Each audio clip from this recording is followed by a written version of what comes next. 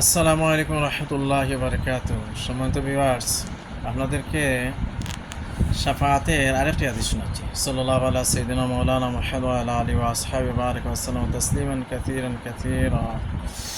হাদিসটি হচ্ছে আবু দাউদ শরীফের হাদিস 4740 নম্বর হাদিস।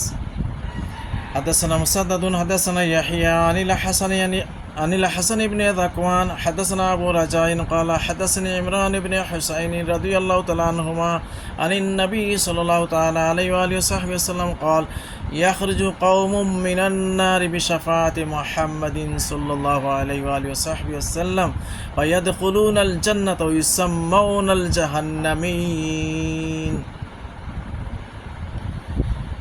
ইমরান ইবনে হুসাইন রাদিয়াল্লাহু তাআলা আনহু বর্ণনা করেন যে নবী করিম সাল্লাল্লাহু আলাইহি ইসলামের হাদিস, নবী সাল্লাল্লাহু আলাইহি ইসলামের শাফাআতে একদল লোককে জাহান্নাম থেকে বের করে আনা হবে, তাদেরকে বেহেশতে প্রবেশ করানো হবে এবং তাদের নাম হবে জাহান্নামী।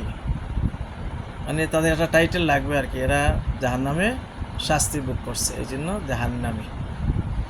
সাল্লাল্লাহু আলা সাইয়্যিদিনা মাওলানা মুহাম্মদ ওয়া আলা আলিহি ওয়া আসহাবিহি ওয়াসাল্লাম। একদল লোক, বিশাল একদল লোককে নবী ইসলামের শাফাআতে জাহান্নাম থেকে বের করে আনা হবে।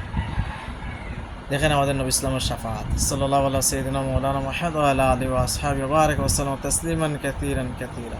আসসালামু আলাইকুম ওয়া রাহমাতুল্লাহি ওয়া বারাকাতুহু।